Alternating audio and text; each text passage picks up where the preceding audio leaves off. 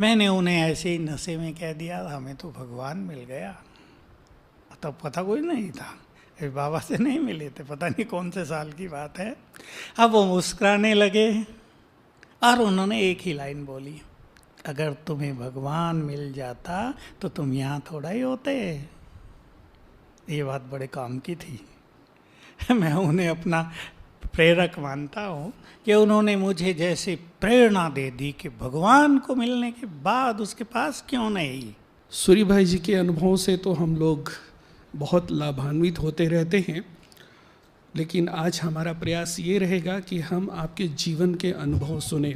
हमारा प्रयास ये रहेगा कि हम आपके जीवन के कुछ ऐसे अनुभव सुने जो शायद अब तक हम ना सुन पाए हों, और जो अनुभव हमें बहुत प्रेरित करते हैं हमें साधना के मार्ग पर आगे जाने के लिए। सूर्य भाई जी, आपका जन्म उत्तर प्रदेश के मुजफ्फरनगर में 1950 में हुआ था, और एक छोटी सी आयु में 14 वर्ष की आयु में 64 में ही आपको ये ज्ञान मिल गया था। हालांकि ज्ञान को समझने के लिए आयु बहुत छोटी होती है, लेकिन जो इस तरह की आत्माएं होती हैं उनके लिए आयु की कोई सीमा नहीं होती है। और 1968 में यानी 18 वर्ष की ही अल्पायु में आपने अपने जीवन को यज्ञ में समर्पित भी कर दिया था।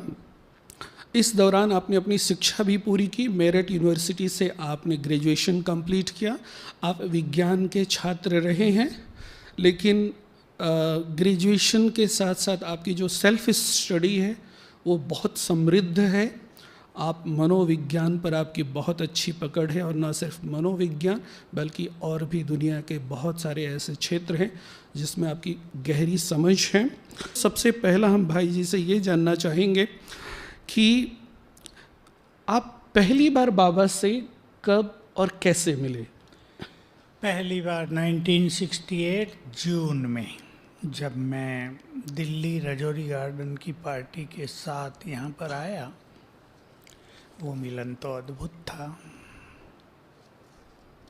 थोड़ा सा कुछ बाबा से कैसे मिलने या बाबा को आपने कैसे देखा, क्या फीलिंग आई, थोड़ा सा उसके बारे में आप बताएं।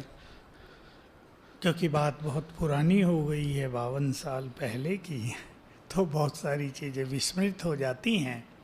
लेकिन मैं बाबा को देखता ही रह गया और ये सोचता था, ये हैं ब्रह्मा जिनके तन में भगवान आए। और जब हमारी ट्रेन दिल्ली से पहुंच रही थी इधर की ओर, और लोगों ने बताया कि ये स्वरूपगंज से पहले से ही दिखने लगता है, आबू पर्वत है, तो मेरा मन मग्न हो गया। ये सोच सोच कर मैं पर्वत को ही देखता रहा कि वाह, इस पर्वत को भगवान ने चुना, इस पर उसके कदम पड़े। बहुत मगन अवस्था हो गई। क्या क्या सोचा था ये तो अब याद नहीं, पर वो आधा पौना घंटा इस मग्न अवस्था में बीत गया। बाबा 3 बार तो मिलते ही थे। जब हमारी पार्टी पहुंची, इधर से पिछले गेट से आया करती थी जो पांडव भवन का है, तब वहाँ कुछ था नहीं, पत्थर पड़े होते थे, दरवाज़ा भी कुछ छोटा सा था, उसको कूद के ही आ सकते थे। तो उधर से हमारी पार्टी आई तो बाबा अपने कमरे के बाहर, कमरे के बाहर जहाँ चप्पलें उतारते थे ना पहले, जहाँ भंडारी रखी आजकल, वो आगे की दीवार बड़ी नहीं होती थी, 2-2.5 फुट की, तो उसके अंदर खाट जो होती है बाणों की, उस पे बाबा बैठे हैं, वैसे ही जैसे बैठते हैं बाबा, पैर पे पैर चढ़ा के। और हम आए तो अचानक देखा बाबा, फिर वही स्थिति हुई, देखते ही रह गए, रुक गए हम, हमें कहाँ जाना है ये तो भूल ही गए, कमरा उमरा भी लेना है क्या किसी से, और देखते ही रह गए। फिर हमारे साथ जो दीदी आई थी वो हमें ले गई। 3 बार बाबा मिलते थे, व्यक्तिगत भी मिलते थे। एक बार व्यक्तिगत बहुत अच्छी मुलाकात हुई, पार्टी पूरी पीछे बैठ जाती थी, एक एक मिलते थे। तो बाबा ने मेरे से पूरा सब कुछ पूछा, लौकिक अलौकिक सब पूछते थे, और दृष्टि जो दी तो मैं शरीरी हो गया। और वो अशरीरीपन लंबा काल चला। मुझे याद है जब तक मैं वापस जाने में आबू रोड पहुंचा तब तक वो फुल फोर्स से चला। ये तो बाद में पता चला कि ये बाबा का वरदान हो गया था। तो बहुत अच्छी मुलाकात हुई और हुआ बस यहीं रहना है, जाके क्या करेंगे दुनिया में, यहीं रहना है। और फिर तो बाबा ने खींचा, चारों ओर से वैराग आ गया और आ गए। भाई जी, जब आप पहली बार आए थे तो आप कितने दिन यहाँ रुके थे, और उन दिनों पार्टियाँ जो आती थी उसकी संख्या क्या होती थी? हम 7 दिन रुके थे यहाँ, और बाबा के रूम के सामने जो हवाई महल है, जिसको हवाई महल कहते हैं, आपको याद हो, बिल्कुल सामने, वहाँ हम ठहरे थे। तो मैं रात को छत पे घूमता था, देखता था बाबा बेड पर मच्छरदानी में योग में बैठे हैं। सवेरे हम भी 3 बजे उठ जाते थे, जल्दी उठते फिर बाहर आता था, देखता था बाबा फिर बैठे हैं। मैंने कहा बाबा सोते हैं या नहीं सोते हैं? फिर पता चला बाबा तो जल्दी उठ जाते हैं, और बहुत ज़बरदस्त साधना होती है। 7 दिन हम लोग रहे, और पार्टी तो 100 से कम कम। बाबा का लेटर चला जाता था कि बहुत हो गए बच्चे, अभी नहीं आओ, क्योंकि एकोमोडेशन बहुत थोड़ा था। मैं समझता हिस्ट्री हॉल भरता था, बस इतनी ही पार्टी होती थी 100 के अंदर अंदर। भाई जी, आप 68 में बाबा से पहली बार मिलने के लिए यहाँ आए, तो मधुबन में क्या उसी समय पहली बार आए थे या इसके पहले भी आप आ चुके थे? उसी समय में पहली बार आया था, और आते ही मुझे याद रहता है पिछले गेट से आए तो वहाँ एक रूम है जहाँ प्रेस करते थे, जहाँ कपड़े छँटते हैं, बहुतों ने देखा होगा। तो वहाँ बहुत सारी दादियाँ थी, काम कर रही थी। मुझे लगा ये सब अपने हैं, और ऐसा लगने लगा कि मैं यहीं का हूँ बस। ये बहुत डीप फीलिंग पहली दृष्टि में ही प्राप्त हो गई थी। भाई जी, आप 68 में आए, आपको ज्ञान 64 में मिला, इस बीच में 4 वर्ष का गैप है। तो हम थोड़ा सा उस विषय में जानना चाहेंगे कि समर्पित होने से पहले आपका ये जो 4 वर्ष था वो कैसा था, और आपको ये ज्ञान मिला कैसे? हमारे अंकल थे दिल्ली रजौरी गार्डन में, वो हमारे घर में गए तो एक छोटी सी राजयोग की किताब छोड़ आए वहाँ। उन दिनों इतनी किताबें तो थी नहीं, बस मैंने वो पढ़ा, योग लगाया, योग लगा, मुझे ऐसा लगा प्रभु मिलन हो गया, और मुझे खिंचाव हो गया। मैं योग करता रहा, फिर वो आए, मुझे याद नहीं कितने 1 साल बाद आए होंगे। उन्होंने प्रदर्शनी अंक मुझे समझा दिया, सारा ज्ञान हो गया। बस ये कहानी आने की है। और पढ़ने में ही बिजी थे, बहुत ध्यान था, उधर सेंटर नहीं था, इस तरफ मेरठ में, उधर सहारनपुर में 2 सेंटर थे। तो हम छोटे थे, इतना किससे परिचय नहीं था। फिर एक बहन से परिचय हुआ, आपको ख्याल हो, दिल्ली में कवि जी हैं, उनकी बहन, वो सब उधर के ही हैं, उनसे घनिष्ठता हुई। तो फिर थोड़ा सा आना जाना हुआ, मुरली क्या है ये पता चला। उससे पहले ज्ञानामृत ही पढ़ते थे, मुरली कुछ समझ में नहीं आती थी ज़्यादा, लेकिन योग बहुत अच्छा लगता था, पढ़ाई पे बहुत ध्यान रहा। फिर कॉन्टैक्ट्स हो गए पत्रों से। सुदेश दीदी भी बैठी है, तब ये रजौरी में टीचर थी, इनसे भी हमारा कांटेक्ट हुआ।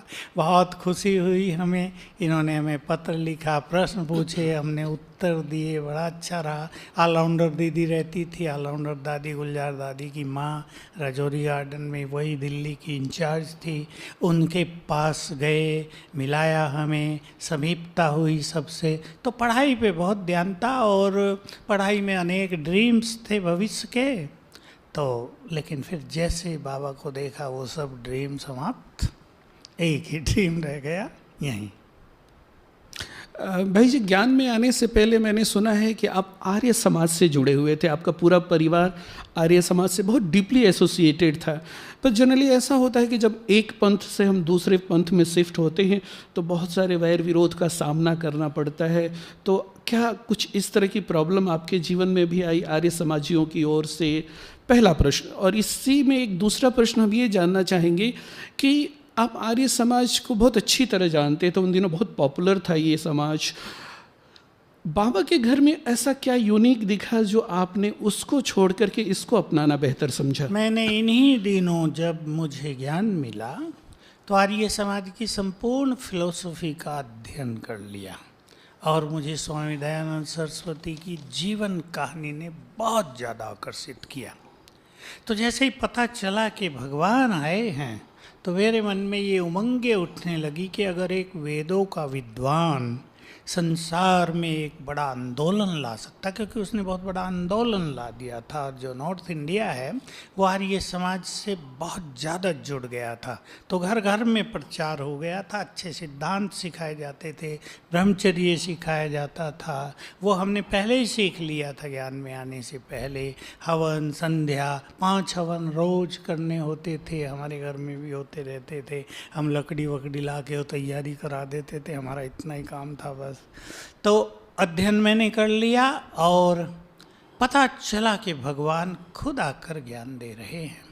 मुझे स्वामी दयानंद के दिए गए तर्क बहुत प्रिय लगते थे, क्योंकि उसकी फिलॉसफी अलग थी पहले वाली फिलॉसफी से। उसने ये सिद्ध किया था आत्मा परमात्मा और प्रकृति तीनों अलग अलग हैं, आत्माएं भी अनेक हैं, आत्मा सूक्ष्म है, बस अंतर एक ही था कि भगवान सर्वव्यापी।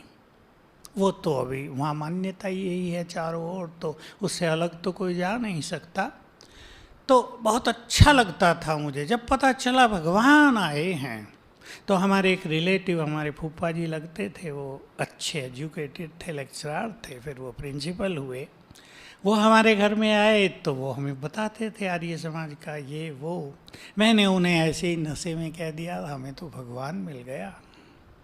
तब पता कोई नहीं था, बाबा से नहीं मिले थे, पता नहीं कौन से साल की बात है। अब वो मुस्कुराने लगे और उन्होंने एक ही लाइन बोली, अगर तुम्हें भगवान मिल जाता तो तुम यहाँ थोड़ा ही होते। ये बात बड़े काम की थी।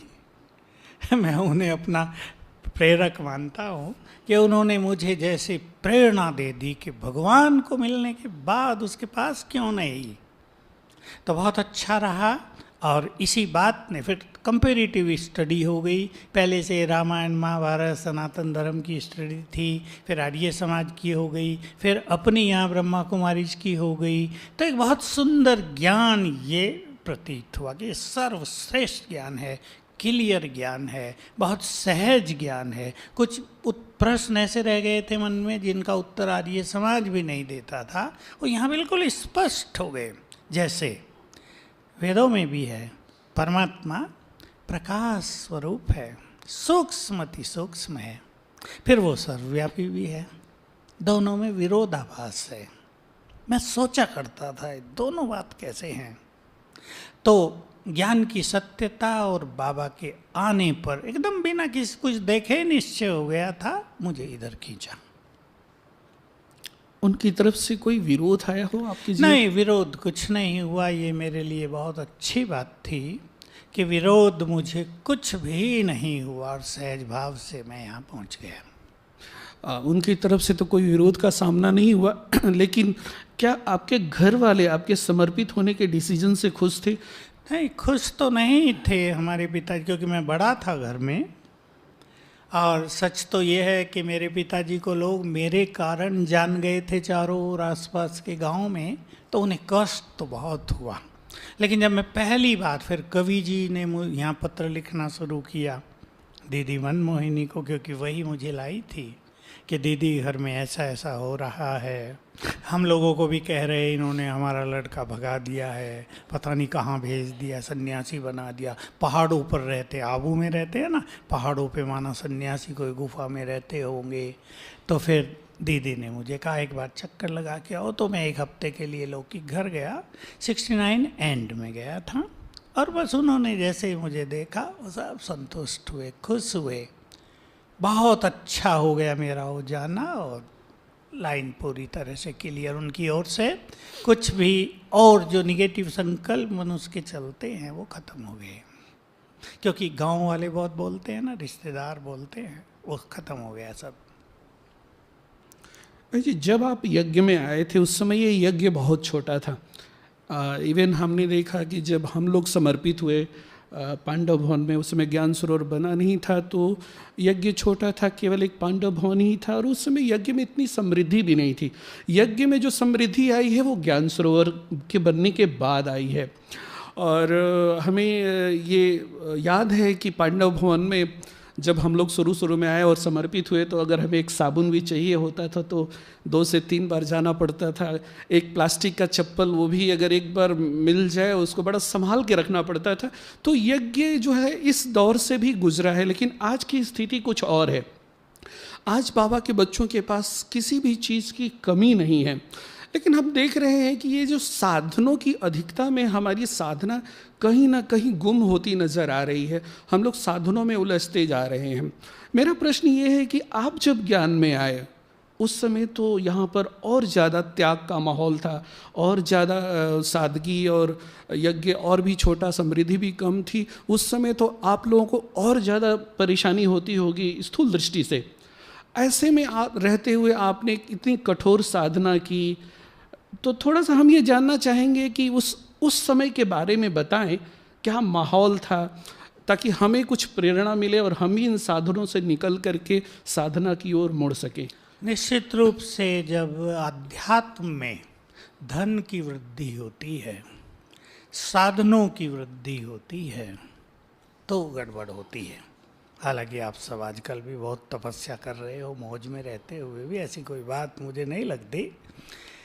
मैं बुद्ध धर्म का पतन कैसे हुआ, मुझे इतिहास पढ़ने का बहुत शौक़ था और मैं पढ़ता था एंशिएंट हिस्ट्री ऑफ इंडिया।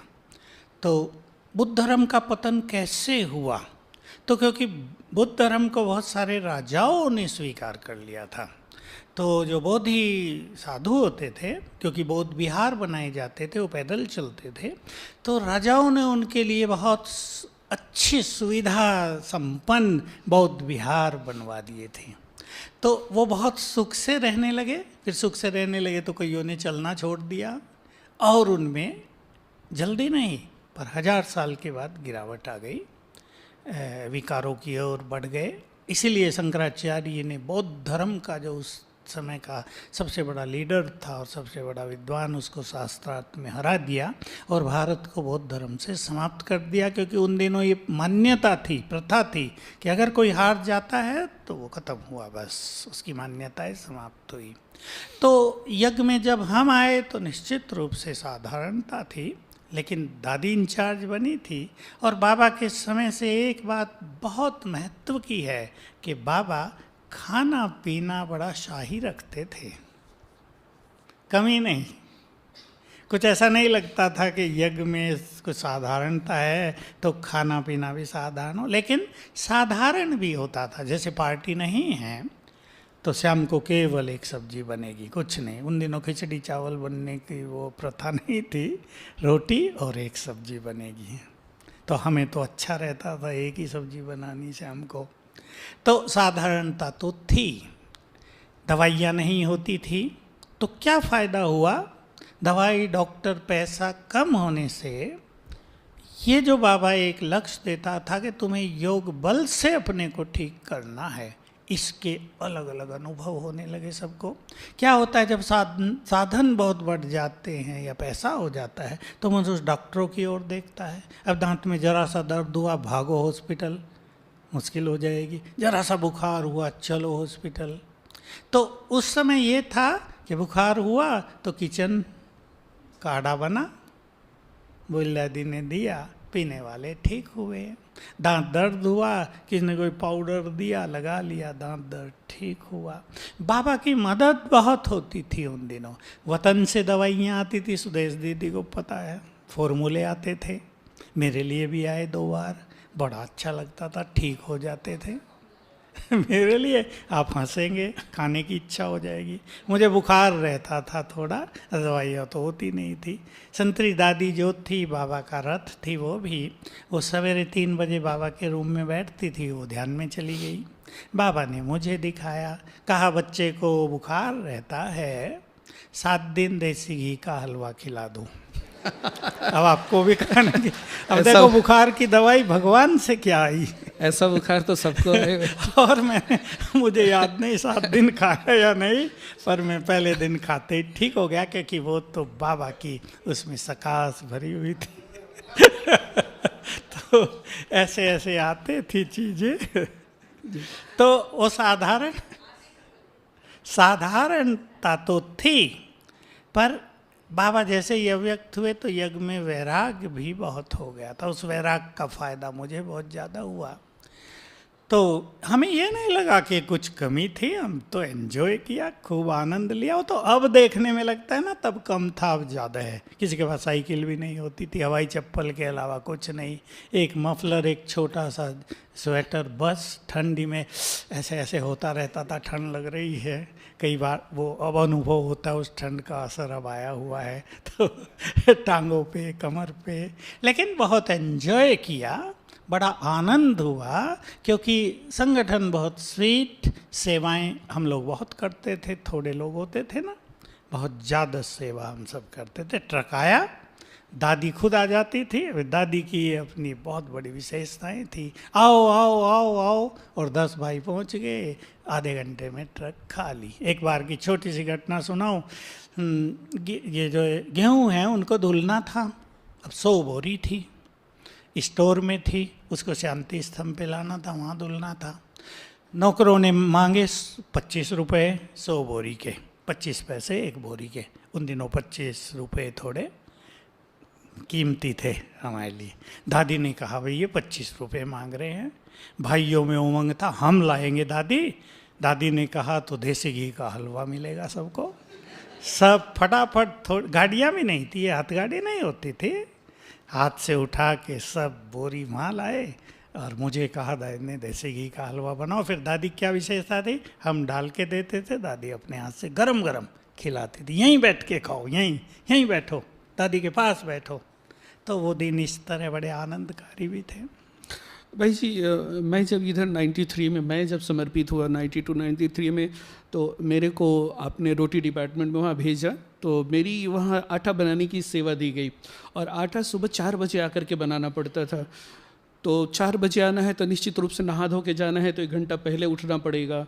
हम लोग नए नए थे, तो योग में बहुत ज़्यादा रुचि भी रहती थी, वो भी मिस नहीं करना चाहते थे। तो अमृत बेला योग भी करना है, तो उसके लिए मैं 1:30 बजे, कई बार 2 बजे उठता था, और नहा धो करके मैं सबसे पहले बाबा के कमरे में पांडव भवन जाता था 2-2:30 बजे। तो उस समय मैं देखता था कि आगे कोई एक भाई बैठा हुआ है, मफलर उफलर पूरा बांध के, चेहरा ठीक से दिख नहीं रहा, मैं रोज़ देखता था। एक दिन मैंने सिक्योरिटी वाले भाई से बाहर, वो सब बड़े बड़े भाई हैं, डर तो लगता था, फिर भी हिम्मत करके पूछा कि इतना सुबह सबसे पहले आकर के कौन बैठता है रोज नियमित रूप से? तो मुझे बताया कि ये सूर्य भाई जी हैं, ये सूर्य भाई जी ये रोज आकर के। हम आपसे ये जानना चाहते हैं कि आपने, अभी तो खैर आपके पास सेवाओं का इतना स्कोप है कि शायद अपने लिए समय कम मिलता होगा, लेकिन तब आपने बहुत साधना की है, बहुत कठोर साधना की है, तो थोड़ा सा उसके बारे में आप बताएं। बाबा के कमरे में बैठने का भी नियम नहीं था ना, उसको योग कक्ष बनाया गया था। और बाबा अव्यक्त हुए थे तो बहुत सारी जो पुरानी बहनें थी वो वहाँ जाते हुए थोड़ी सी हिचकती थी, क्योंकि उन्हें बाबा की सारी बातें याद आती थी। तो लेकिन मुझे आकर्षण होता था कि मैं बाबा के कमरे में जाऊं। तो मैंने 3 बजे उठा, और उधर से ही जाना होता था, बहनें सोई होती थी, थोड़ा डर भी लगता था, बहनें सोई हैं। मैं गया, अंधेरा ही अंधेरा, बाबा के कमरे में भी अंधेरा, चुपचाप, किसी की खाट से न लग जाऊं कहीं गिर न जाऊं, तो चुपचाप जाके बैठ गया। 4-5 दिन अंधेरे में बैठा वहाँ, 3 बजे ही होंगे सवेरे के। मुझे बड़ा आनंद आया, मैं जाने लगा, आवाज़ से संतरी दादी उठ गई। कहा कौन? मैं कहा मैं हूँ दादी, क्या करने आए हो? मैंने कहा मुझे बैठना है। वो भी आ गई। अब वो आ गई तो बल्ब लग गया बाबा के कमरे में, बल्ब लगा हुआ तो जलाने लगी। हम 2 बैठने लगे, फिर 2 से 3, 3 से 4, जब आने लगे तो फिर इधर का रास्ता बना कि भाई इधर का गेट खोल दो, उधर का बंद रखो। तो बाबा के कमरे में बहुत ही आनंद होता था। और मैंने शुरू में बस थोड़े से मैं बताऊंगा, तो बाबा के अव्यक्त होते ही मुझे लगन तेज हुई, और उसके बाद भी जब म्यूजियम बना हमारा, हम उसमें सेवा करते थे, किचन में नहीं थे, तो म्यूजियम की ओपनिंग में सभी बड़े बड़े लोग आए, तो 100-125 हो गए, तो दीदी ने मुझे उसके बाद कहा तुम किचन में जाके माताओं को मदद करो। बस वहाँ मेरा किचन में जाना और मेरा योग श्रेष्ठ होना, बाबा की दृष्टि मिली थी, क्योंकि इस म्यूजियम की ओपनिंग करने के लिए अव्यक्त बाप दादा आए थे, वहीं हम मिले थे, क्योंकि हम सेवा में थे तो हमें आगे बैठाया गया था म्यूजियम की सेवा में। निर्वैर भाई बनवाने आए थे बॉम्बे से, वो मधुबन में तब तक नहीं रहते थे, वो 72 में आए थे। तो मैं किचन में आया, अपना चार्ट लिखता था योग का, हर घंटे में कितना मिनट योग किया। डायरी तो होती नहीं थी, कॉपियाँ। जमुना प्रसाद भाई जो मुरली में मिस खराब हो जाते थे ना कागज़, उनकी कॉपी बना के देता था, मुरली लिखते थे, वहीं मुरली रखता था, 5 बार पढ़ लिया। अव्यक्त मुरली बहुत चलती थी, थोड़ी देर किचन में ही पढ़ते पढ़ते देख लिया। 5 बार बाबा के रूम में जाना। हालांकि हंसी की बात सुनाऊं, हमारी लच्छू दादी डांटती थी हमें, क्योंकि कपड़े किचन के होते थे रंगीन, पैर भी थोड़े से ऐसे वैसे, उसकी सफ़ेद चादर ख़राब कर देते थे हम। कहती थी मैंने धो के अभी बिछाई थी, तुमने सारी ख़राब कर दी है।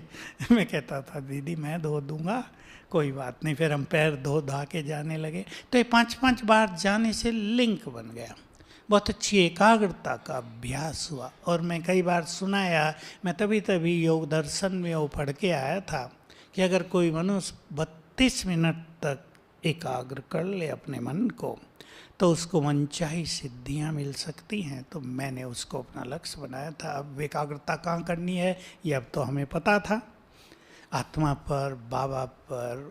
तो बहुत अच्छी साधनाएं हुई और वो बहुत समय तक चली। चार्ट में वैरायटी लिखता रहा, मुझे बाबा की बहुत ज़्यादा गाइडलाइन मिली। एक सुंदर बात सुना देना चाहता हूँ। कैलाश दीदी जो गांधीनगर में है, वो किचन में ही थी और वो ध्यानी भी है। तो रोज़ 2 बार जो भोग लगता था तो वो लगाती थी और ध्यान में जाती थी, संदेश लाती थी। तो हम 10-15 भाई भी बैठते थे साथ में, कभी बाबा के रूम में और कभी हिस्ट्री हॉल में। तो हर बार एक सुंदर संदेश आता था, 1 मिनट का, लंबा चौड़ा नहीं, और उसमें योग की अलग अलग विधि। तो मुझे ऐसा लगा जैसे बाबा हमें रोज गाइड कर रहा है। वो समय बहुत सुंदर था, अच्छी अच्छी योग की विधियाँ। एक हंसी की बात सुना के इस बात को समाप्त करूँगा। वो भोग लगाने जा रही थी, सभी कह रहे थे दीदी बाबा को हमारी याद प्यार देना, हमारी याद प्यार देना। अब हमारे साथ ही तो सेवा करती थी। मैंने हंसी में कहा हमारी याद प्यार नहीं देना। हंस गए सब। तो भोग लगा, संदेश आया, तो ऊपर मैं ही था। तो मैं अपना चार्ट बाबा को दे रहा हूँ, ये बाबा ने दिखाया और बाबा ने संदेश दिया, बाबा को ऐसी याद प्यार चाहिए, बस।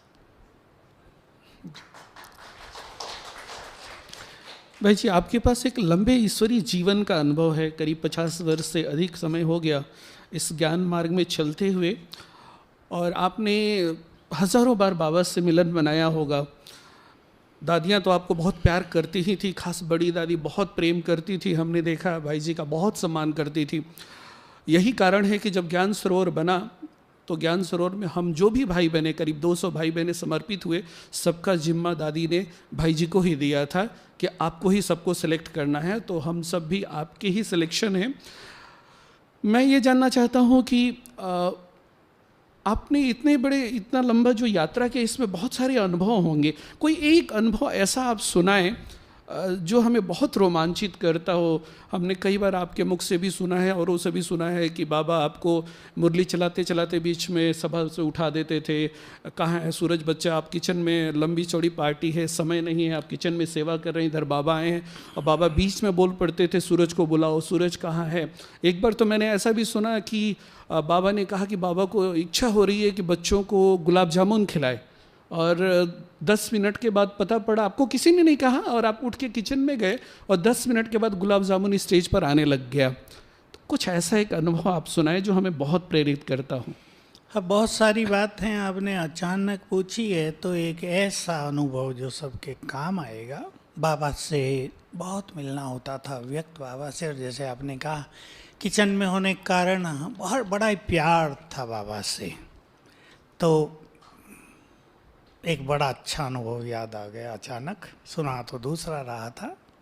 बाबा अपने कमरे में आए थे। उन दिनों ऐसा ऑफिशियल प्रोग्राम नहीं चलता था जैसे आजकल चलते हैं। तो कोई बहन किसी को जो आए थे उनको मिला रही होगी, और बाबा ने अचानक लच्छू दादी को कहा कि सूर्य को बुलाओ, और हम सो गए थे। तो वो ना आई बाहर से आवाज़ देते हुए, मेरा नाम लेके, चलो बाबा बुला रहा है। अभी रात हो गई थी तो वहाँ तो सीधी आ नहीं सकती थी, बुला रही जोर से। तो वल्लभ भाई थे मेरे साथ, और हम दोनों जो कपड़े पहने थे, नेपाली शॉल डाली। उन दिनों ऑफिशियल कुछ नहीं होता था कि बाबा है कोई सफ़ेद कपड़े पहन के बन ठन के जाना है, कुछ नहीं। पहुंच गए बाबा के सामने। अब वंडरफुल बात ये थी कि जब हम बाबा के सामने पहुंचे, गुलजार दादी के तन में बाबा बैठे हैं और वहाँ कोई नहीं है। अब सोचो हम क्या थ्रिलिंग हो गई होगी हमारे मन में, कोई नहीं है। बैठ गए हम, बाबा ने दृष्टि दी, मुझे पूछा संकल्प तो नहीं आता, छोटी सेवा दे दी है। मैंने कहा नहीं बाबा, समर्पित हो गए, आप जो आज्ञा आपकी, हम तो उस पर कुर्बान हैं, संकल्प बिल्कुल नहीं आता। तो मुझे बाबा ने तब कहा था कि मधुबन में बच्चों को 2 चीज़ें मिलती हैं, एक बाप, एक ब्रह्मा भोजन। ब्रह्मा भोजन अगर बहुत प्यार से और योगयुक्त होकर बनाया जाए, उन दिनों मुश्किल से 250 का हम बनाते थे, अगर योगयुक्त और बहुत प्यार से बनाया जाए तो एक बार भोजन बनाने का फल उतना ही मिलता है जितना 1000 को संदेश देने का। तो वाह, मैं तो देखता ही रह गया, थ्रिलिंग हो गई और ज़्यादा। और भी कुछ बाबा ने कहा, बहुत अच्छी बात। और फिर कहा कुछ पूछना है, कोई नहीं आया तब तक, हम क्या पूछें। बाबा के सामने जाते ही तो वैसे ही सब कुछ भूल जाता था, कुछ समझ में ना आए हम क्या पूछें। फिर बैठे रहे, बाबा दृष्टि देता रहा, क्या क्या बात होती रही मुझे ज़्यादा याद नहीं। तो बाबा ने कहा संकल्प नहीं करना है, अगर 400 का भोजन बनाओगे तो सबका 1-1% तुम्हें मिलेगा, तो 400% तुम्हारी रोज़ जमा होती हैं। कुछ अच्छी बातें की। दूसरी बात मैं कह रहा था, 72 में मधुबन के भाइयों की भट्टी हुई और प्रोग्राम बना कि एक भाई को बाबा से अलग मिलाया जाए। तो बाबा आए अपने कमरे में, हम 15 थे, तो टर्न आया मेरा भी। और उस दिन पहली बार बाबा सवेरे 3 बजे तक बैठे, शाम को 6, साढ़े छः आ जाते थे, 3 बजे तक बैठे। तो मेरा टर्न आया, तो मैं तो योग ही योग करता था और कुछ नहीं, सेवा जो थी वो और योग। तो बाबा ने पूछा मेरे से, अब अकेले, कोई नहीं वहाँ, बाबा और हम। तो मैं एक पेपर पे बहुत सारे क्वेश्चंस भी लिख के गया था जो मेरे मन में उठते थे। मैं जो योग करता हूँ वो ठीक है भी या नहीं, मेरा योग आप तक पहुँचता भी है क्या, जो भी कुछ मन में आता था सब पूछ लेना था मुझे। तो बाबा ने कहा जितना योग का चार्ट है, मेरा योग का चार्ट टॉप मोस्ट था, उतना ही ज्ञान का भी है। मैंने कहा नहीं। अब खुल गए थे बाबा से मिलते मिलते। मैंने कहा नहीं। मैंने साथ में उत्तर दे दिया जो भोले बच्चे देते हैं ना, आपने तो कहा निरंतर मुझे याद करो, मैं तो उसी में लगा हुआ हूँ, ज्ञान की क्या जरूरत। बाबा मुस्कुराने लगे। बाबा नहीं कहते मेरी बात मुझे ही सुनाने लगते हैं बच्चे। तो मैंने वही कर दिया। लेकिन बाबा बहुत प्यार था ना, बहुत ज़्यादा। क्योंकि हंसी की बात सुना दूँ, आज भी मैं सोच रहा था कि हनुमान के लिए गायन है ना, सिया राम के काज समारे, बहुत गाते हैं ना उसके लिए। मैंने कहा हमें भी बाबा ने ऐसा सुंदर मौका दिया, निमित्त बनाया, देखो शक्तियाँ उसने दी कि उसका जो कार्य था बहुत, जिसके लिए बाबा को थोड़ा संकल्प चलता था किचन के लिए जब बाबा साकार में थे, वो कार्य बाबा ने हमें निमित्त बना के दिया और वो सफल हो गया, तो मुझे बहुत खुशी रहती है। तो बाबा ने पूछा, तो बाबा का बड़ा प्यार था हमसे, मुझे फील होता था बाबा सम्मान भी देते हैं। तो मैंने कहा नहीं, तो कहा फुल पास होना है तो चारों सब्जेक्ट में फुल मार्क्स चाहिए। एक सब्जेक्ट में फुल मार्क्स हो, बाकी में कम हो, फुल पास तो नहीं होंगे। मैंने कहा बिल्कुल ठीक बात है। तो कहा आज से ज्ञान मनन किया करो, बिल्कुल जैसे ना, और ये शब्द मेरे लिए वरदान थे, आज से ज्ञान मनन किया करो। जब भी भविष्य में चांस मिलेगा तुरंत अपने को सफल पाओगे। मुझे पता नहीं था मुझे क्या चांस मिलेगा, तब तो 76 में विनाश का खेल था ना, हमें क्या चांस मिलेगा, लुटा दो सब कुछ, देह को जला दो, यज्ञ सेवा में हड्डी हड्डी दे दो, ये नशा रहता था। तो बस अगले दिन से मैंने लिखना शुरू किया और वो लिखना मेरे लिए वरदान बन गया। तो आज तक मुझे अब क्लास आदि कराने के लिए कुछ सोचना नहीं पड़ता, वो वरदान काम करता है। ये बहुत अच्छा अनुभव रहा जिंदगी का। भाई जी, निश्चित रूप से ये तो वरदान ही है बाबा का, जो इतना अच्छा इंस्पायरिंग क्लासेस कराते हैं। पर हम ये जानना चाहेंगे कि जब आपने ज्ञान मनन और स्पीच करने की जो शुरुआत की, तो निश्चित रूप से कोई तो रहा होगा जिसने आपको गाइड किया होगा। तो आपने कब से ये क्लास कराना शुरू किया और आपको किसने मार्गदर्शन दिया? एक्चुअली दादी हमसे बहुत प्यार करती थी। आपको बताऊं, 5 बार किचन में आती थी शुरू में रोज, क्योंकि हमें कुछ आता नहीं था, सिखाती थी। सिंधी कढ़ी कैसे बनाओ, हम जल्दी कर देते थे, कभी जला भी देते थे। चखती थी आके भोजन, नमक आता नहीं था हमसे। दादी 5 बार आती थी। तो दादी ने एक प्रोग्राम बनाया कि सबको भाषण करना सिखाना है, तो उसमें हमारा भी चांस आया। तो 3 बार मैंने स्टेज पर बोला। मुरली से पहले 10-10 मिनट बोलना होता था, तो बस 3 बार बोलने के बाद वो जो बोलने की बाबा से वरदान मिल गया, वो कला मेरे पास थी नहीं, वो उसमें मिली। लिखने का वरदान, लेख लिखने का दीदी मनमोहिनी से मिला था, उसकी भी एक घटना है। तो बस यहाँ से, और दादी हमें चांस देने लगी। दादी को क्या होता था, दादी की एक क्वालिटी जो मैं जीवन भर देखी और हम उससे जुड़े रहे, कि जिसमें जो योग्यता है दादी उसे यूज कराती थी। विदेशी आने लगे, अंग्रेजी जानने वाले थोड़ी बहुत, मैं बहुत अच्छी अंग्रेजी नहीं बोलता था, सब भूल गया था, बिल्कुल पढ़ाई पूरी तरह 4 साल में भूल गई। 72 की बात है। 3 विदेशी आए, निर्वैर भाई और आनंद किशोर दादा। दादी ने मुझे बुलाया और कहा, ये जो 3 आए हैं इनको रोज मुरली रिपीट करानी है मुरली के बाद। अब देखो, बड़ा काम दे दिया, अब अंग्रेजी बोलनी नहीं आती ज़्यादा। और मैंने अपने जीवन का नियम बनाया था, हाँ जी। मैंने दादी को कहा हाँ जी, और ये पहली चीज़ थी जहाँ से मुझे अंग्रेजी का वरदान मिल गया। फिर मैंने स्टडी तो ज़रूर की, जगदीश भाई का लिखा हुआ इंग्लिश का साहित्य, क्योंकि शब्दकोश चाहिए बहुत ज़्यादा, केवल ग्रामर ट्रांसलेशन जानने से तो काम नहीं चलता, नए नए शब्द थे। तो दादी ने ये सब काम दिया। तो कुम्हारों की भट्टी हुई, तो कुम्हारों से बहुत फ्रेंडशिप पहले से रहती थी, तो उन्होंने मांग की मेरी क्लास की। तो वो पहली क्लास थी मेरी, और वो दादियाँ भी सुनती थी, सबने सुना, वो बहुत अच्छा लगा, वहाँ से मार्ग खुला। तो पहले तो ऐसा होता था, मास में 1 क्लास मिल गई, 2 मास में 1 मिल गई, फिर धीरे धीरे ये बाबा से पहले की मिल गई। फिर क्या हुआ था, दीदी मनमोहिनी के जाने के बाद, ये बात बहुतों को पता नहीं है, तो रात्रि क्लास बंद हो गई। लोग ऐसे बस घूम फिर के सोने लगे, बातें बातें करके रेडियो सुनते थे, दादी को बहुत संकल्प चलता था कि रात्रि क्लास होनी चाहिए। तो समाचार ही सुनाते थे, तो समाचारों में लोगों को रुचि नहीं रहती। फिर दादी ने ऐसे ही मुझे बुलाया और कहा तुम कराओगे? मैंने फिर हाँ जी कह दिया, और पहली क्लास में सबसे आगे आके बैठी दादी जी, सामने बैठ गई। छोटा तो हॉल, हिस्ट्री हॉल, और मैं क्लास कराने वाला। कुर्सियाँ नहीं होती थी, यही संदलियाँ। लेकिन क्योंकि दादी से बहुत प्यार था और हम खुले हुए थे, तो मैंने सवेरे की मुरली पे चर्चा कराई, जितना आता था, और पॉइंट्स पूछी, उन पे चर्चा कराई। दादी को बड़ा पसंद आ गया। दादी ने कहा रोज़ रात्रि क्लास तुम्हें करानी आज से।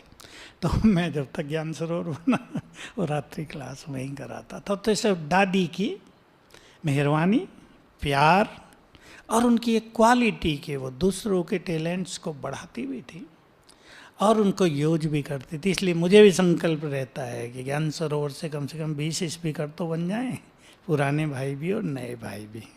जी, बहुत अच्छा लग रहा है भाई जी का अनुभव सुन करके। लेकिन घड़ी पर हमारा ध्यान जाता है तो थोड़ी निराशा होती है। अगर सुमन बहन जी की इजाज़त हो तो हम 8:30 तक इस कार्यक्रम को रख सकते। आप सब 8:30 तक सहमत हैं? जी, भूख भी तो लगेगी। नहीं, भूख तो हम थोड़ी बर्दाश्त कर लेंगे, क्योंकि इतने अच्छे अनुभव हमें बार बार सुनने को नहीं मिलते हैं। हमारा ये सौभाग्य रहा है कि शुरू के दिनों में भाई जी की हम सबको बहुत पालना मिली है। और to be very frank and true, शुरू के दिनों में चंदमणि दादी जी का तो खैर रहा ही है प्यार, पर क्लास करना अगर हम लोगों ने किसी से सीखा है तो आपसे और गीता बहन जी का बहुत योगदान रहा है। कहीं ना कहीं अगर हम यहाँ स्टेज पर यहाँ बैठे हैं तो उसमें एक सबसे बड़ा योगदान आपका रहा है। इसमें हम इसके लिए बहुत शुक्रगुजार हैं। और ये जो कार्यक्रम चल रहा है परिवर्तन पथ पर, इसका भी कहीं ना कहीं यही लक्ष्य है कि हमारे ज्ञान सरोवर के भाई बहनों में कलाएँ बहुत हैं, टैलेंट बहुत है, वो थोड़ा उभर करके सामने आए। देर न करते हुए एक अगला प्रश्न भाई जैसे ये पूछेंगे कि हमारे संस्था में कुमार कुमारियों की संख्या ज़्यादा है, यहाँ भी बैठने वालों में कुमार कुमारी अधिक है, और एक कुमार के जीवन में, कुमारी के जीवन में जो सबसे बड़ी समस्या होती है वो होती है दैहिक आकर्षण की। बाबा कहते हैं कि अगर ये दैहिक आकर्षण समाप्त हो जाए तो एक युवा किसी भी ऊंचाई तक पहुंच सकता है। बेशक आप अभी जिस स्थिति में हैं, आयु के हिसाब से देखा जाए या जो आपकी एक उच्च आध्यात्मिक स्थिति है, वहाँ तो इसके बारे में हम सोच भी नहीं सकते हैं। लेकिन निश्चित रूप से आप भी कभी हमारी स्टेज में थे। आप जब आए आपकी उम्र 18 साल की थी और आज आप 70 साल के हो गए हैं। आप भी युवा काल से गुजरे हैं। हमारा प्रश्न ये है कि अगर हमें इस दैहिक आकर्षण से ऊपर उठना है तो हमें किन किन बातों पर ध्यान रखना चाहिए? देखिए, सबको ही गुजरना पड़ता है और प्योरिटी की एक लंबी यात्रा है, और उसमें जो कुछ किसी के साथ आता है वो हमारे साथ भी आया। शुरू में देख आकर्षण भी होता था, आयु छोटी थी, इच्छाएं भी हो जाती हैं। लेकिन एक चीज़ शुरू में ही समझ में आ गई, बहुत जल्दी 69 में मुझे समझ में आ गई कि दैहिक दृष्टि रहने से एकाग्रता नष्ट होती है। अगर हमें 8-10 घंटे योग तक पहुंचना है तो आत्मिक दृष्टि का अभ्यास बढ़ाना पड़ेगा। तो मैंने काफ़ी अच्छी प्रैक्टिस की। बाबा की उसमें गाइडलाइन मिली, बहुत अच्छी, नो डाउट। ये सब्जेक्ट कोई 1-2 दिन का नहीं होता, 10 साल मुझे लगे होंगे उससे पार होने में। चाहे स्वप्नों की प्योरिटी हो या और जो कुमारों को छोटी मोटी विघन आते हैं, पर योग की अच्छी लगन के कारण उनसे हम सहज पार होते गए। उसमें हमारे कुछ साथियों का भी अच्छा योगदान था। हमें ऐसे अच्छे साथी मिल गए थे शुरू से ही, जो मेडिकली हमें कई चीज़ समझा देते थे।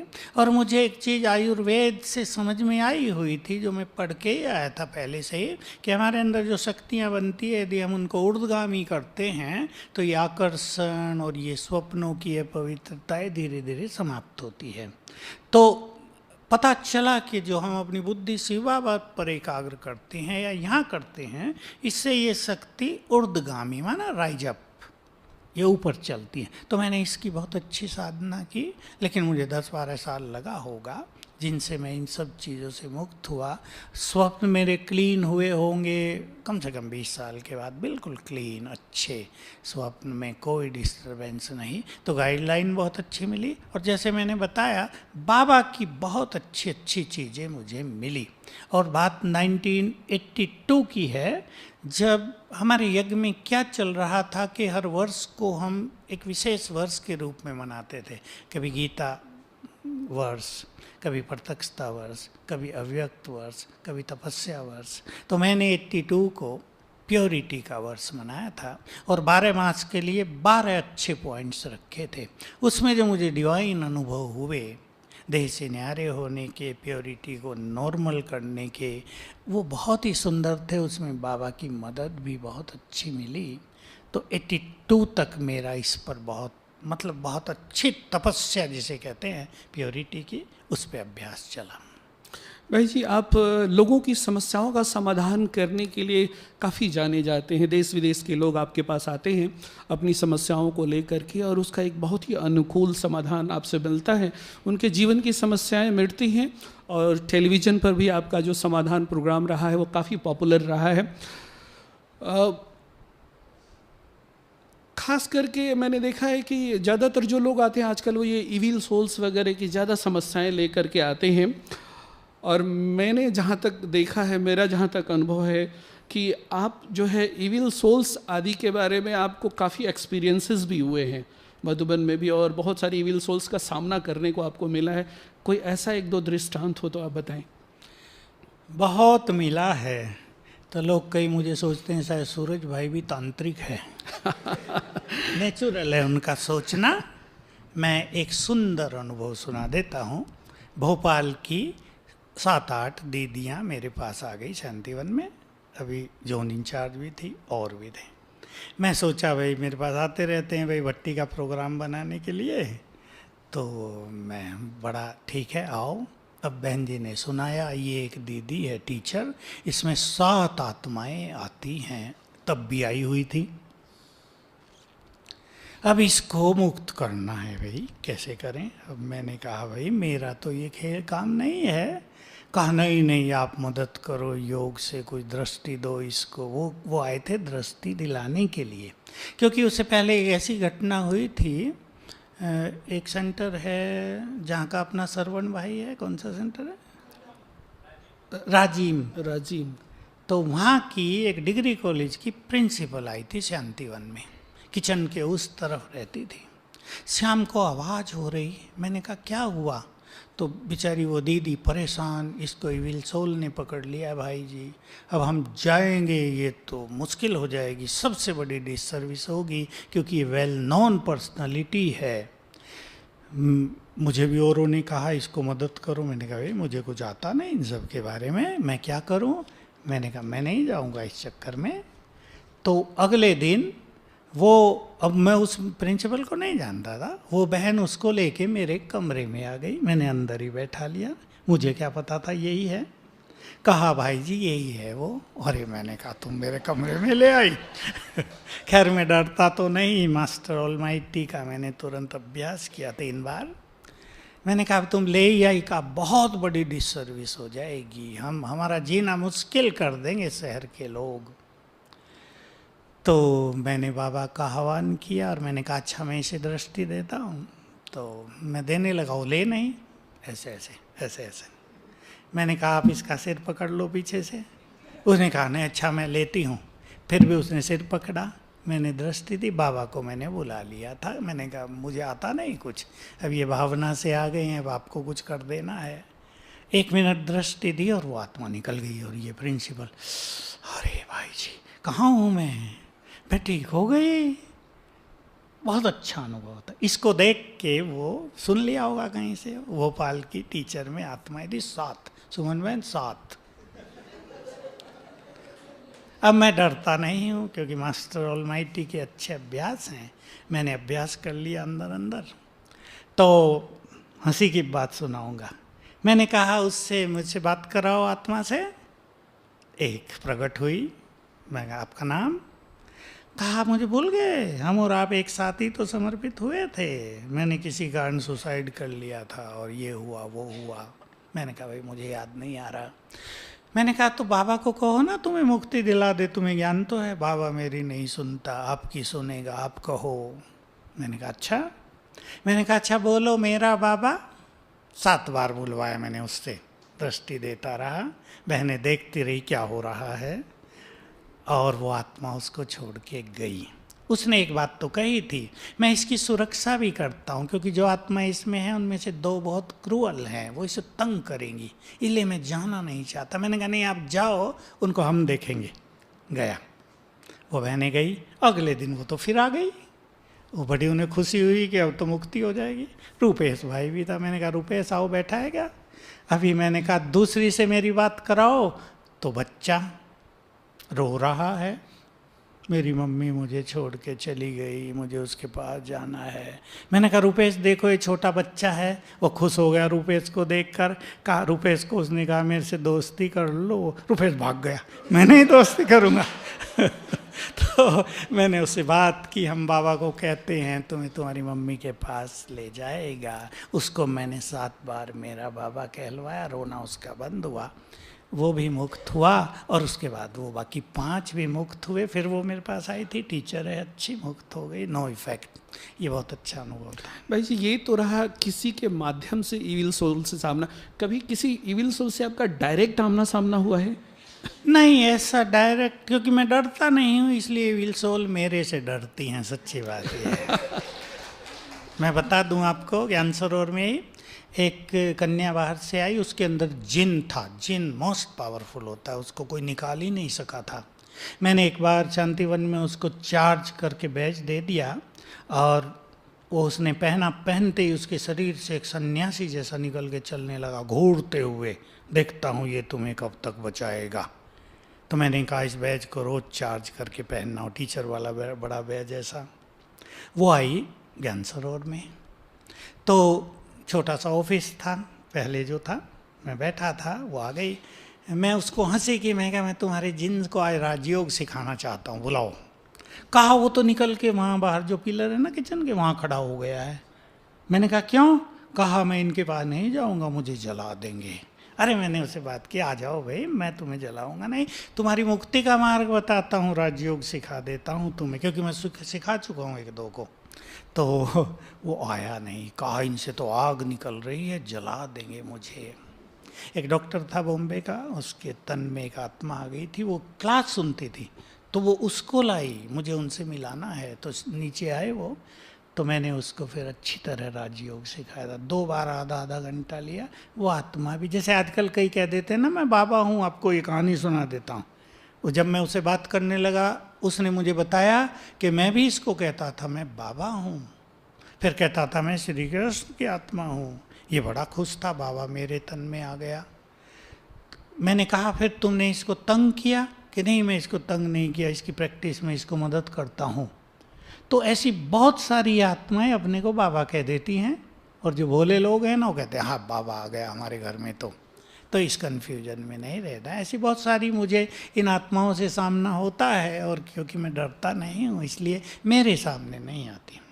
भाई जी, पता नहीं सही है या गलत, मुझे मालूम नहीं, अगर गलत हो तो माफ़ करिएगा, लेकिन मैंने ऐसा सुना है कि इविल सोल्स आपको फ़ोन करती हैं, टेलीफोन करती हैं। हाँ नहीं, ये इसमें माफ़ करने की बात नहीं, हंसी की बात सुना देता हूँ। फ़ोन आया एक माता का, भाई जी मेरी लड़की में कोई आत्मा है, मुझे कुछ बता दो। मैंने माताओं को मैं कुछ विधि लिखाता हूँ, मास्टर सर शक्तिवान ऐसे करो, योग ऐसे करो, पानी चार्ज कर। मैं कहा डायरी पेन लाओ, मैं कुछ लिखाऊंगा।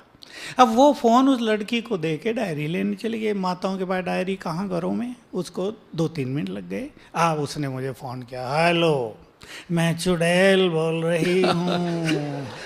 मैंने कहा ठीक है, चुड़ैल हो ना, आत्मा तो हो ना, मैं बहुत दुखी हूँ, मैंने बहुत पाप कर लिए हैं, मैंने इसे बहुत सताया है, मुझे मुक्त करो। सच, बिल्कुल सच्ची बात। बहुत दुखी होकर वो बोले। मैंने कहा तो तुम्हारी मुक्ति का एक ही मार्ग है, बाबा को जानती हो? शिव बाबा को? हाँ मैं जानती हूँ। मैंने कहा बस आज से तुम्हारा मंत्र है मेरा बाबा। मैंने 3-4 बार बोलवाया उसको, मेरा बाबा। उन्हें बोलना शुरू किया, इतने माता आई, है क्या बात कर रही है? मैंने कहा नहीं, ये बात पूरी हो गई, तुम्हें कोई लिखने की ज़रूरत नहीं, इसको मंत्र दे दिया है मेरा बाबा, अब इसको याद दिलाना। और उस माता का फिर फ़ोन आया, वो भी मुक्त हो गई। ये चुड़ैल की बहुत अच्छी कहानी थी, चुड़ैल ने फ़ोन किया था। भाई जी, आप अपनी क्लासेस में अक्सर ये कहते हैं कि हम सब योगी आत्माएं हैं, और हम सबको अपने जीवन में कुछ सिद्धांत बनाने चाहिए, कुछ नियम बनाने चाहिए, अपने जीवन को कुछ सिद्धांतों में बांधना चाहिए, क्योंकि ये नियम हमें बहुत बल देते हैं।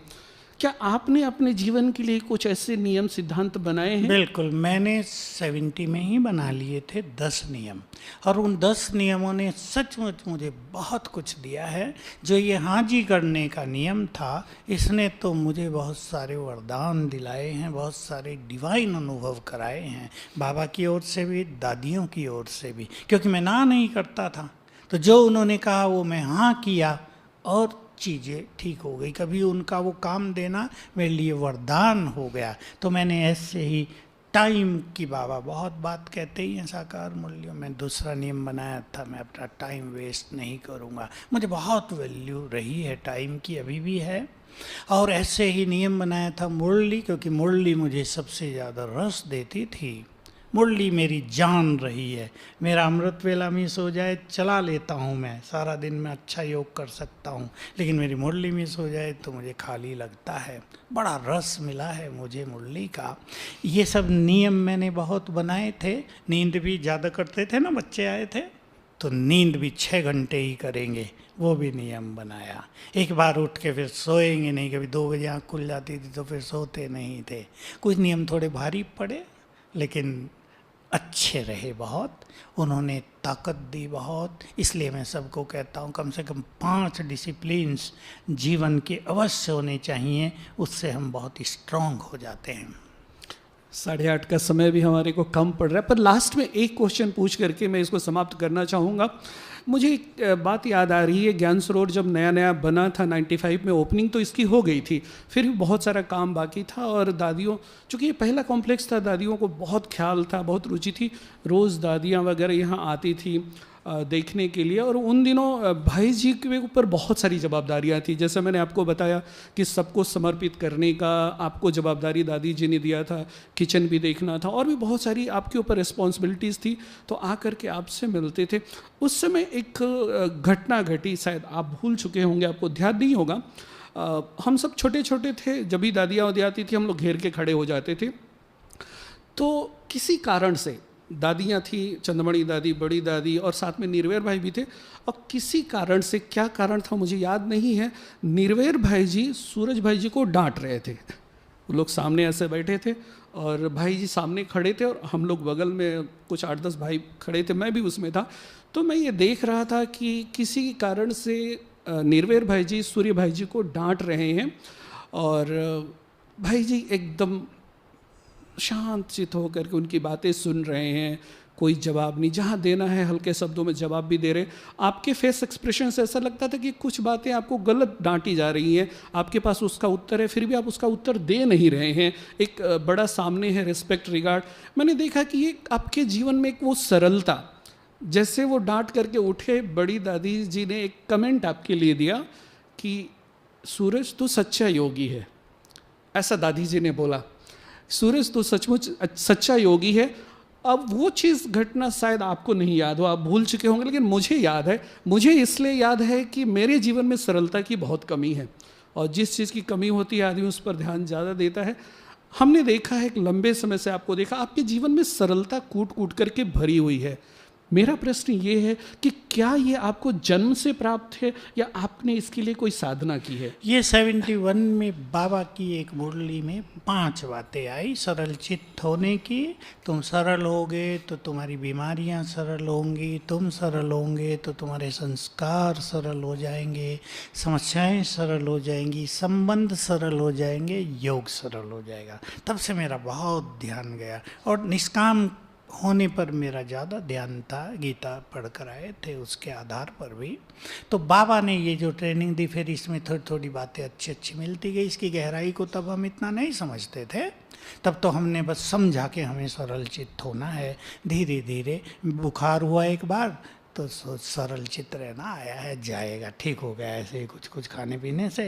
तो सरलता के बहुत अच्छे अनुभव हुए। इस घटना की तो मुझे याद नहीं आ रही है, क्योंकि मैं हर चीज़ को सरलता से लेता रहा तो सीरियस चीज़ मुझे भूल जाती हैं फट से। अशोक भाई बैठे हैं, मैं अप्रिशिएट करना चाहूँगा, इनका ज्ञान सरोवर में सबसे ज़्यादा योगदान था। हाँ, क्योंकि पहले से यही यहाँ आते थे, और आपको पता है साइकिल भी किसी के पास नहीं होती थी हमारे, पैदल भी ये रात रात को जाते थे। मेरा काम तो फिर थोड़ा संभालने का था, सेटिंग करने का। और आपको पता है किचन के बहुत सारे हैंड हमने 1 साल पहले से रख लिए थे वहाँ 50, उन सबको वहाँ ट्रेंड कर दिया था। तो उस तरफ से हम बिल्कुल निश्चिंत थे। तो अशोक भाई का बहुत बड़ा, और हम दोनों साथी थे, एक रूम में ही रहते थे, और दोनों की रजौरी से ही हैं दोनों, तो फ्रेंडशिप भी अच्छी थी पहले से ही। तो मैं इनको भी बधाई देना चाहता हूँ। अशोक भाई, बहुत आपका योगदान है। अब बेचारे थोड़े से शिथिल हो गए, इसका अर्थ ये नहीं, बहुत एनर्जेटिक। हमारा एक भाई कहा करता था, एयरफोर्स वाले नहीं, फुल फोर्स वाले हैं। तो ये फुल फोर्स के व्यक्ति रहे हैं। और दीदी सुदेश इनकी भी टीचर रही है, तो बैठी हैं आज। बहुत अच्छा, थैंक यू वेरी मच। ओम शांति। थैंक यू भाई जी, आपको बहुत बहुत धन्यवाद। आप आए, हम और भी आगे आपसे सुनते रहेंगे। अभी 2 मिनट हम बाबा को याद करके उठेंगे। ओम शांति।